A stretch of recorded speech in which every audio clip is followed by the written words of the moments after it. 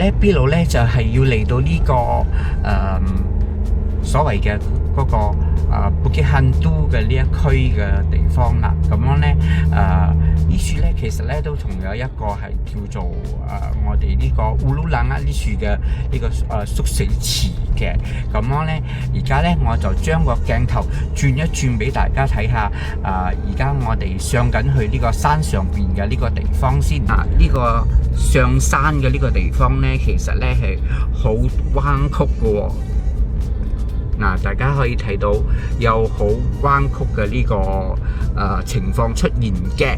咁樣其實咧今日嘅天氣咧都係有少少涼涼地嘅，咁樣都有一啲嘅霧水嘅。咁樣而家咧我哋就係正在上緊去呢個Bukit Hantu啦，即係所謂嘅鬼山啦，同埋呢一個烏魯冷一個縮水池嘅呢個地方個樹啦。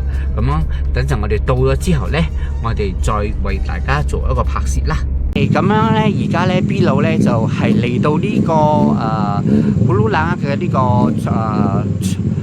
縮水池嘅呢個位置啲樹啦。咁樣呢，大家可以睇到我身後呢就係呢個縮水池嘅位置啦。咁樣呢，記得響2024年嘅時候呢，就係有發生咗響呢個烏魯冷呢一區呢，就係有發生咗一啲水災嘅，響年尾嘅時候咁樣。而家呢，我就將個鏡頭轉一轉過去俾大家睇下呢個縮水池嘅呢個情況係點樣嘅先。因為我而家呢係企響呢個路邊啲樹嘅，咁樣係有少少嘅危險嘅，所以呢，而家我就將個鏡頭轉一轉俾大家睇下先。可以睇到呢度呢，就係呢個烏魯冷嘅呢個縮水池啦。其實呢個池呢，其實係好大下嘅喎。大家可以睇到呢個係響呢個即係響呢個山上高嘅呢個縮水池嚟嘅。咁樣其實邊皮呢都係生滿咗一啲野草嘅喎。大家可以睇到呢，我哋而家所在嘅企響呢樹嘅位置呢，其實係一個路邊嚟嘅，係一條馬路嚟嘅。咁我如果係唔小心嘅話呢，就會跌咗落去呢個山下低啲樹噶啦。咁樣我哋可以睇到呢樹呢，其實呢，如果一唔小心嘅話呢，就會跌咗落去下邊噶啦。而家可以睇到呢個目前呢個縮水池嘅情況嘅。咁樣其實佢嘅水呢都唔會講好悶嘅。就可以睇到呢，就係好多嘅呢個山嘅呢個部分嘅。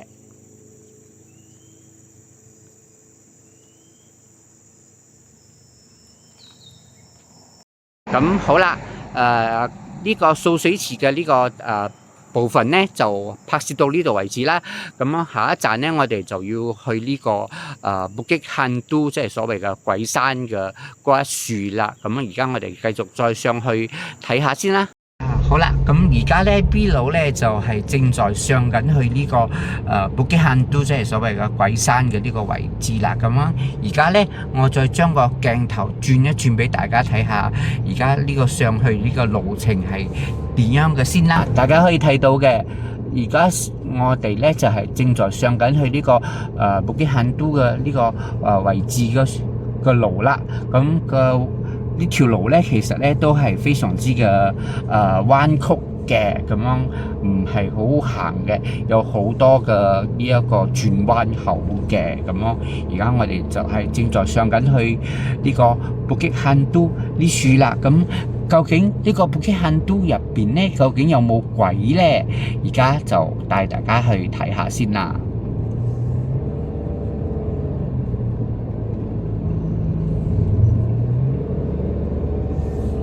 其實咧路上咧都係有好多嘅車輛咧係落緊山嘅。咁樣其實有時我哋咧就係行錯路嘅，咁樣我哋咧響呢個附近咧，其實都有睇到一啲嘅嗰個移山嘅，即係所謂嘅嗰啲一啲山莊、一啲山墳嘅。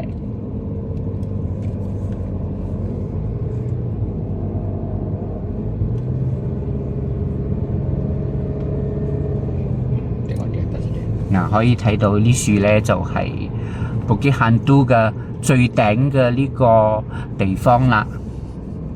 我將個鏡頭再轉一轉俾大家睇下呢度，就係可以睇到呢度咧就係差唔多係半山嘅呢個地方噶啦。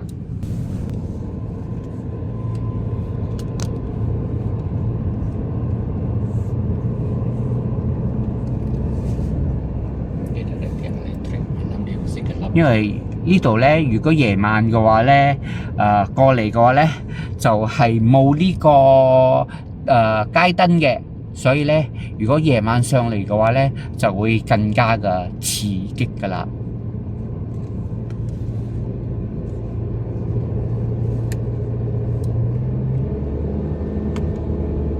嗱，而家我哋咧差唔多就係上到去呢個所謂嘅鬼山Bukit Hantu呢樹啦。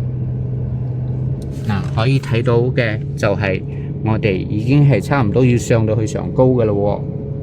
嗱，其實呢度咧邊皮咧有好多嘅呢啲樹木啊，呢啲雜草嘅。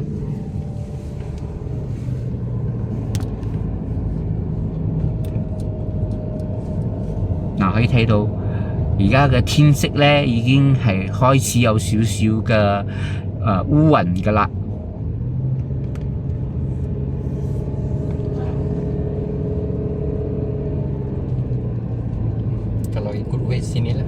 因為我哋就係照住呢個導航咧，就係上緊去呢個Bukit Hantu呢樹噶啦。睇下我哋可唔可以上到頂樓嗰樹啦？即係頂層嗰樹啦。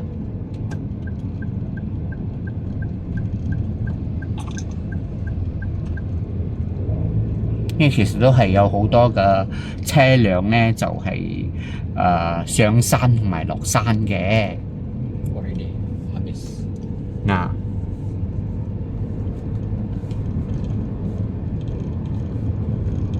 就係呢度啦，呢度就係算係最頂嘅呢個所謂嘅鬼山呢樹啦。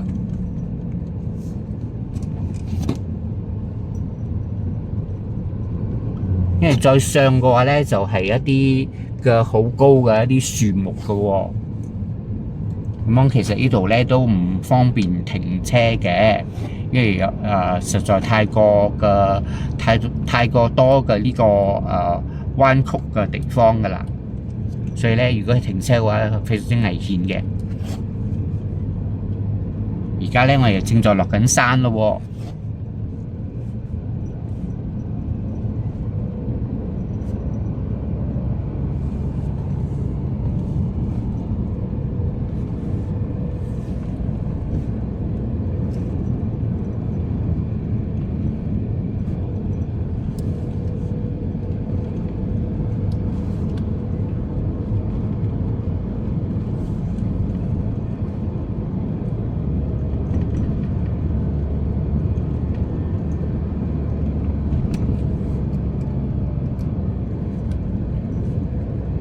可以睇到我哋而家係落緊山嘅。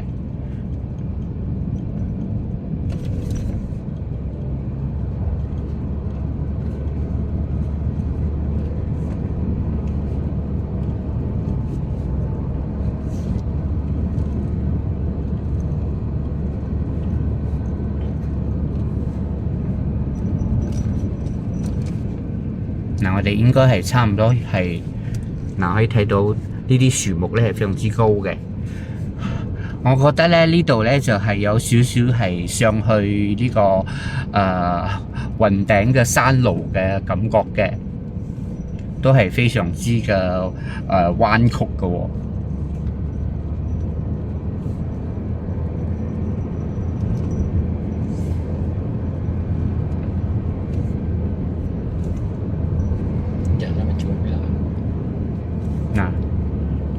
係實實在非常之有彎曲嘅。如果要落山嘅話，都係就可以睇到。講真嘅，可以睇到就係下低嘅一啲景色嘅。其實，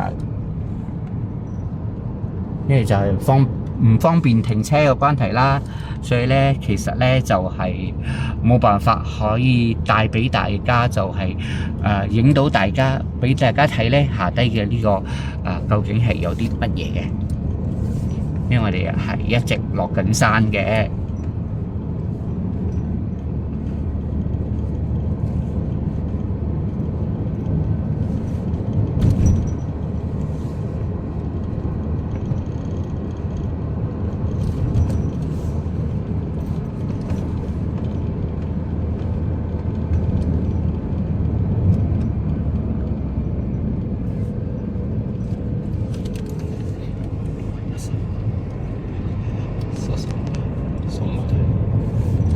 大家可以睇到就係非常之嘅彎曲嘅呢個山。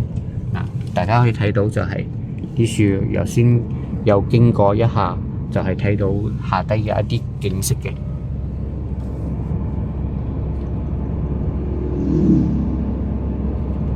呢個就係所謂嘅Bukit Hantu鬼山啦。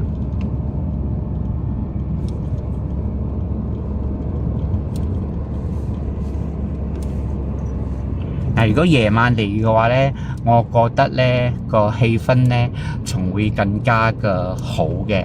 因為可能咧就係B 佬咧冇辦法咧，響夜晚嘅時候咧就係嚟到呢個鬼山拍攝嘅，所以咧就係而家就為大家做一個拍攝嘅。咁好啦，而家我哋已經係落到山下低啲樹啦。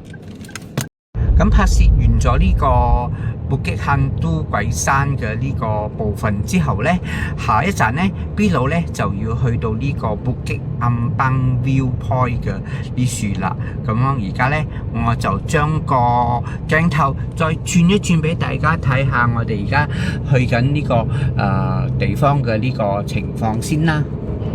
而家呢，我哋就係正在去緊呢個Bukit Ambang 嘅呢個 viewpoint 嘅啲樹啦。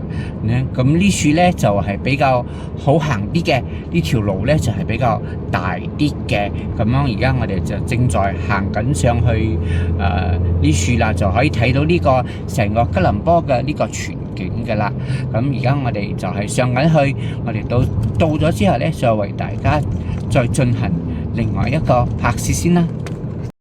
咁我哋依家咧就係差唔多要到達呢個Bukit Ambang Viewpoint 嘅啲樹啦。咁轉入去咧，我哋咧就係揾呢個停車位咧，就係可以到達呢個地方噶啦。咁而家我哋就正在行緊入去，揾個停車位先。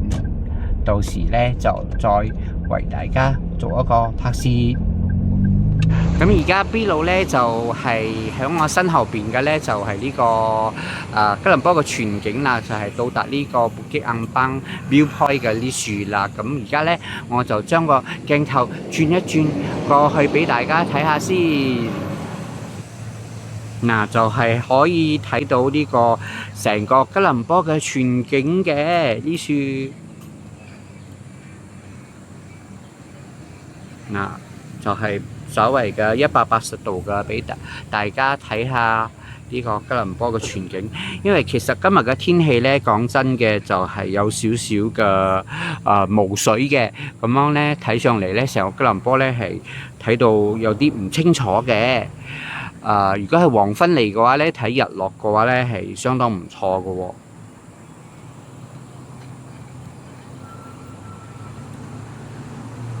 都可以，我稍微就係行落去一下，俾大家影近啲俾大家睇下先。希望我唔會碌落山啦。就可以睇到啦，呢度就係可以睇到成個吉隆坡嘅全景啦。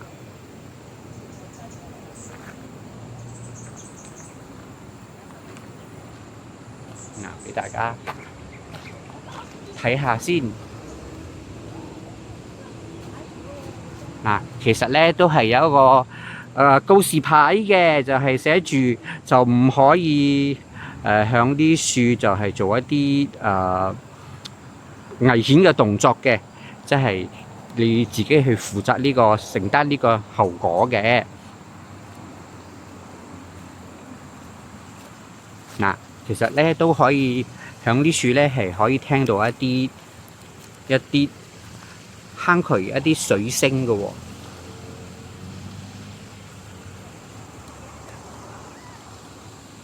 嗱，就可以睇到呢個啲樹咧，其實可以睇到呢個 KLCC 啦、TRX 啦、118大樓啦等等嘅呢個建築物嘅喎。